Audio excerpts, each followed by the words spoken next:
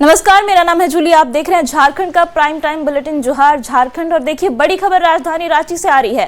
राजधानी रांची में सोमवार की देर रात से लेकर मंगलवार के अगले सुबह तक काले रंग की कार में सवार दो युवक मौत बनकर घूमते रहे। इस दौरान एक किन्नर के दोनों पैर को गाड़ी से कुचला गया तो वहीं एक युवक को अधमरा कर सड़क पर फेंक दिया गया। इसके बाद भी आरोपी नहीं रुके और उन्होंने पुलिस वालों को भी गाड़ी से उड़ाने की कोशिश की। पुलिस को जब लगा कि अब कार को रोका नहीं गया तो पुलिस के साथ आम लोगों को भी उसका शिकार होना पड़ेगा, तो इसके बाद एक्शन मोड में आई पुलिस टीम ने फायरिंग की, जिसमें कार सवार युवक को कमर में गोली लगी। पुलिस ने कार को अपने कब्जे में लिया और दोनों युवक को गिरफ्तार कर लिया। पूरी वारदात उस वक्त हुई जब दोनों युवक का विवाद ट्रांसजेंडर से हुआ था। इसके बाद ही युवकों ने हंगामा खड़ा किया और फिर बवाल काटा। बताया गया कि वो उस गाड़ी को रातू रोड पर देखा जा रहा है। रातू रोड के बाद फिर उस गाड़ी को काफ़ी दूर तक चेज़ किया गया, जिसमें चेज़ के दौरान ही 2-3 लगातार जो नाकाबंदी भी जो टीम के द्वारा की गई थी, वो जो एक्यूज्ड दोनों हैं काफ़ी नशे की हालत में थे और नाकाबंदी को तोड़ते हुए आगे बढ़ रहे थे। इसी दौरान दो ऐसी घटना भी हुई जिसमें जो डीएसपी साहब की गाड़ी है उस पर भी उनके द्वारा डायरेक्ट डैश किया गया। वो पब्लिक सिक्योरिटी के लिए भी उस टाइम पे खतरा थे और जो पुलिस है, पुलिस ने भी सुरक्षा फिर कुछ उनके टायर की तरफ भी कुछ गोलियां चलाई। उनके टायर के अंदर भी गोली जो है गाड़ी के अंदर लगी है, लेकिन फिर भी उन्होंने गाड़ी नहीं रोकी। तो बाद में जब उनको रोका गया तो ये पता चला कि जो पैसेंजर सीट पर जो मेन एक एक्यूज्ड बैठे हैं, जो इनका नाम है इश्तियाक, वो उनकी कमर में गोली लगी है और जो ड्राइवर सीट जो ड्राइव कर रहे थे उनको अरेस्ट किया गया। जब इन्होंने ट्रांसजेंडर्स के साथ मारपीट करनी शुरू करी तो वो जो ग्रुप था वो पूरा ग्रुप इनको मारने लग गया था। तब ये बीच में गाड़ी लेकर आए, गाड़ी चढ़ाई उस व्यक्ति के ऊपर और जिसके डर से सिंस वो बेहोश हो गए तो डर से बाकी लोग वहाँ से भाग गए। तब ये जो व्यक्ति जो है इश्तियाक अंसारी, इन्होंने जो बेहोशी की हालत में उसको अपनी गाड़ी में लादा और आगे जाके वही उसका मोटिव था कि उसको आगे मार के कहीं फेंक देंगे। और देखिए, बोकारो में बच्चा चोर की अफवाह तेजी से फैल रही है और इस अफवाह की चपेट में आया एक युवक, भीड़ ने उसकी अच्छी खासी धुनाई कर दी। हालांकि युवक बच्चा चोर के आरोप से इनकार करता रहा। मौके पर पहुंची पुलिस ने युवक की किसी तरीके से जान बचाई। बड़ा सवाल है कि बच्चा चोर के अफवाह में लोग कानून हाथ में आकर क्यों ले रहे हैं। पूरी खबर इस रिपोर्ट में देखिए। बोकारो में फैली बच्चा चोर की अफवाह, भीड़ के हत्थे चढ़ा नशे में धुत युवक, चोर के अफवाह में पिट गया युवक, मौके पर पहुंची पुलिस ने बचाई जान।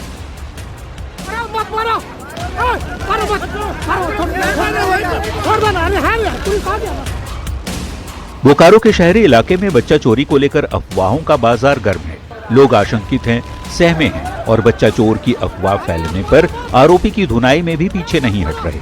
मामला बोकारो के बीएस सिटी थाना क्षेत्र के एलएच स्ट्रीट 4 का है, जहां बच्चा चोर के अफवाह की जद में आया नशे में धुत युवक। फिर क्या था, लोग जुट गए और आरोपी की जमकर पिटाई कर दी, सिर फोड़ दिया, जमकर धुनाई की। भीड़ के हत्थे चढ़े युवक की जान भी जा सकती थी, लेकिन मौके पर पुलिस पहुंच गई, जिससे उसकी जान बचाई जा सकी। मिली जानकारी के मुताबिक माराफारी थाना क्षेत्र की झोपड़ी कॉलोनी में बच्चा चोरी के आरोप में एक युवक को 20 से अधिक लोग खदेड़ रहे थे। भाग रहे युवक को एलएच स्ट्रीट 4 में भीड़ ने पकड़ लिया। इसके बाद उसकी जमकर पिटाई की, उसे गंभीर चोट भी आई। जब जांच की गई तो पास से कोई बच्चा नहीं मिला। आरोपी युवक नशे में था और दुंदीबाद बंगाली पाड़ा अपना घर बता रहा था। युवक ने किसी भी तरह से बच्चा चोरी से इनकार किया। कुछ करने नहीं का सर, जिंदीबाग में घर है, वहाँ पे आए थे, खाना वाना खा के आए थे। तो बच्चा चोराया था तो लोग? नहीं सर। नहीं सर, एगो बच्चा चोरा के झोपड़ी कॉलोनी से भागा है। नहीं सर, उस समय उन लोग ने कुछ नहीं। बोकारो में महिलाएं और बच्चे अपराधियों के निशाने पर हैं। महिलाएं और बच्चे लापता हो रहे हैं। पुलिस की लाख कोशिश के बाद भी उनका सुराग नहीं मिल रहा। ऐसे में बच्चा चोर की अफवाह जंगल में आग की तरह फैल रही है। लोग बिना सोचे समझे भेड़चाल की तरह इसके शिकार हो रहे हैं। जरूरत है पुलिस की ओर से जागरूकता अभियान चलाने की, ताकि लोग कानून अपने हाथ में लेने से बच सके और किसी निर्दोष की न तो पिटाई हो, न ही उसकी जान से खिलवाड़ हो। न्यूज़ 18 के लिए बोकारो से मृत्युंजय कुमार की रिपोर्ट। देखिए चाईबासा से बड़ी खबर आ रही है। आईईडी ब्लास्ट में 2 लोग घायल हो गए हैं। नक्सलियों ने प्लांट किया था यह आईईडी की चपेट में आए 2 ग्रामीण। सारंडा के तिरलपोसी में ये ब्लास्ट हुआ है। मामले की जांच में एसपी जुटे हुए हैं और बहुत बड़ी खबर आपको चाईबासा से बता रहे हैं, जहां पर नक्सलियों के प्लांट किए गए आईईडी से 2 ग्रामीण घायल हो गए हैं।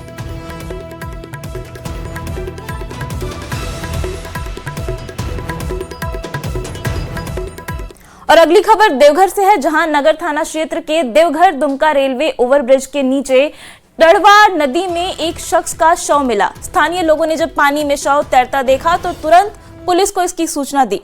पुलिस मौके पर पहुंची और शव को बाहर निकालकर ग्रामीणों की मदद से पहचान कराई गई। परिजनों ने बताया कि वो रविवार को घर से निकला था लेकिन वापस नहीं लौटा। पुलिस ने शव को पोस्टमार्टम के लिए देवघर सदर अस्पताल भेज दिया है। वहीं परिजनों ने हत्या की आशंका जताई है। एक आदमी हमको बोला कि पापा तुम्हारा डूब के मर गया नदी। कहाँ डूब के मर गया? नदी टड़वा नदी। बस ये कहाँ पे? टड़वा नदी कहाँ पे है? टड़वा नदी उधर स्टील। अगली खबर बोकारो से, जहां जयंत सिंह हत्याकांड में जेल में बंद विनोद कुमार उर्फ विनोद खोपड़ी के सेक्टर 6 स्थित टॉर्चर सेंटर पर कोर्ट के आदेश के बाद बुलडोजर की कार्रवाई की गई। इस दौरान बोकारो स्टील के टीए डिपार्टमेंट के जीएम, डीएसपी और मजिस्ट्रेट मौजूद रहे। इस दौरान विनोद खोपड़ी के समर्थकों ने विरोध प्रदर्शन करने का भी प्रयास किया, लेकिन पुलिस और सेल सिक्योरिटी के आगे एक न चली। विनोद कुमार जो एक आपराधिक तत्व हैं, इन पे ऊपर 20 आपराधिक मुकदमे हैं गंभीर, और इनका ये सेक्टर 6 अंतर्गत एक यहाँ पे इलीगल पोजीशन में इनके द्वारा एक बनाया हुआ स्थान था, जो एक तरीके से एक पनाहगार के रूप में जो उनके मतलब कि संरक्षण में जो रहते थे लड़के, उनके लिए एक पनाहगाह था यहाँ पे। तो उस जगह को बीएसएल के द्वारा आज एक एविक्शन ऑर्डर निकला था। उस एविक्शन ऑर्डर को एग्जीक्यूट करने में जो हम लोग हैं यहाँ पे सहयोग कर रहे हैं और बिल्कुल शांतिपूर्ण तरीके से यहाँ पे सारा चीज़ चल रहा है। ये बोकारो स्टील की ज़मीन है, पता है। बोकारो स्टील पे ज़मीन पे अगर कोई भी अवैध निर्माण होता है तो हम लोग एक प्रक्रिया अडॉप्ट करके उसको हटाने का प्रयास करते हैं। तो ये नॉर्मल केस है, जैसे हम लोग ये चीज़ें रेगुलर करते हैं, नियमित रूप से कर रहे हैं, उसी के तहत इसको हटाने का प्रक्रिया है। किसका फरमाइश था? कौन यहाँ पे अवैध कब्जा करके रखे? विनोद कुमार के नाम से स्टेट कोर्ट में केस हुआ है और उसी का एविक्शन ऑर्डर जो पास हुआ। और देखिए बड़ी खबर गिरिडीह से आ रही है, जहां जमुआ से घोटाले का आरोपी गिरफ्तार हुआ है। 9,600 करोड़ के घोटाले का आरोप है इस पर। कोयंबटूर सीआईडी की गिरफ्त में गुलशन दराद। आरोपी को लेकर कोयंबटूर गई टीम। वित्तीय घोटाले को अंजाम देने का आरोप है इस पर। टूरिज्म कंपनी संचालक था गुलशन दराद, जिसे गिरफ्तार किया गया है। परिवार ने साजिश के तहत फंसाने का आरोप लगाया है। पूरे मामले की जांच में कोयंबटूर सीआईडी की टीम लगी हुई है। और देखिए बड़ी खबर सिमडेगा से है, जहां नगर परिषद क्षेत्र में अतिक्रमण के खिलाफ जिला प्रशासन ने एक बार फिर से सख्त कार्रवाई की है। प्रशासन के बुलडोजर की कार्रवाई में सरकारी जमीन पर अतिक्रमण कर बनाए गए एक घर और एक दुकान को ध्वस्त कर दिया गया। सदर अंचल अधिकारी इम्तियाज अहमद के नेतृत्व में नगर परिषद कर्मियों और भारी संख्या में पुलिस बल के साथ ये कार्रवाई की गई। और बड़ी खबर बोकारो से है, जहां पुलिस ने अवैध शराब तस्करी के खिलाफ बड़ी कार्रवाई की है और 145 पेटी अवैध शराब जब्त की गई है। मिर्धा चेकनाका पर वाहन जांच के दौरान एक पिकअप वाहन को रोका गया, लेकिन चालक गाड़ी छोड़कर भागने लगा। पुलिस ने तत्परता दिखाते हुए उसे पकड़ लिया। तलाशी में 145 पेटी शराब बरामद की गई।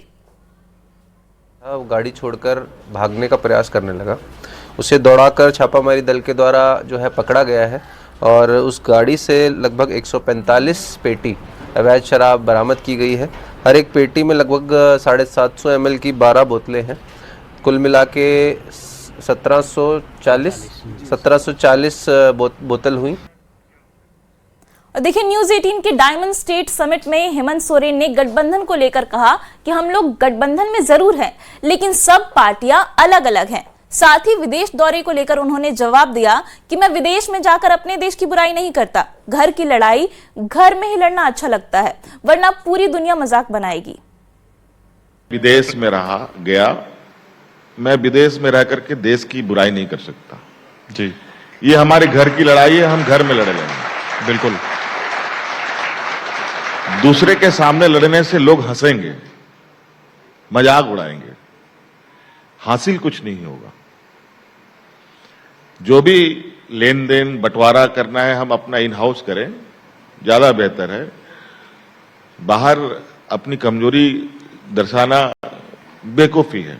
लेकिन आपकी अलायंस पार्टनर कांग्रेस है और बीजेपी बार बार ये इल्जाम लगाती है कि राहुल गांधी जब बाहर जाते हैं तो वो देश के बारे में कई ऐसी बातें बोलते हैं जो नहीं बोलनी चाहिए उनको। तो आपके अलायंस पार्टनर के होने के देश के बाहर जाता है, कौन कौन क्या बोलता है, मैं उस पर बहुत ज्यादा ध्यान नहीं देता।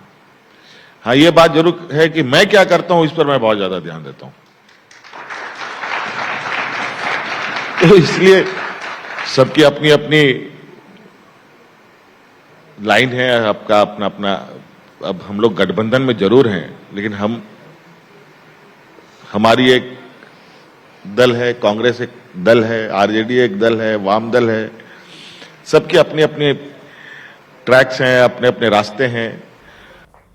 देखिए, न्यूज 18 के डायमंड स्टेट समिट में शामिल पूर्व मुख्यमंत्री रघुवर दास ने बीजेपी के कार्यकर्ता की तरह काम करने का दावा किया और कहा कि तब तक पार्टी के लिए काम करते रहेंगे जब तक जिंदगी में सांस और आस है। देखिए, झारखंड ही नहीं पूरे देश में दुनिया की सबसे बड़ी पार्टी है भारतीय जनता पार्टी, और वो करोड़ों कार्यकर्ता के बल पर ही आज भारतीय जनता पार्टी दुनिया की सबसे बड़ी पार्टी है। केंद्र में लगातार 3 बार से आदरणीय मोदी जी के नेतृत्व में सरकार है। अनेक राज्यों में बीजेपी के नेतृत्व में सरकार चल रही है। अनेक राज्यों में देखिए, बिहार की राजधानी पटना से बहुत बड़ी खबर आ रही है। नीट छात्रा संवेदना की मौत मामले में बड़ी खबर है। शंभू गर्ल्स हॉस्टल पहुंची जिला प्रशासन की टीम। चित्रगुप्त नगर थाने की पुलिस भी वहां पर पहुंच चुकी है। छात्राओं को लेकर टीम वहां पहुंची है। छात्राओं का सामान हॉस्टल में रखा हुआ था।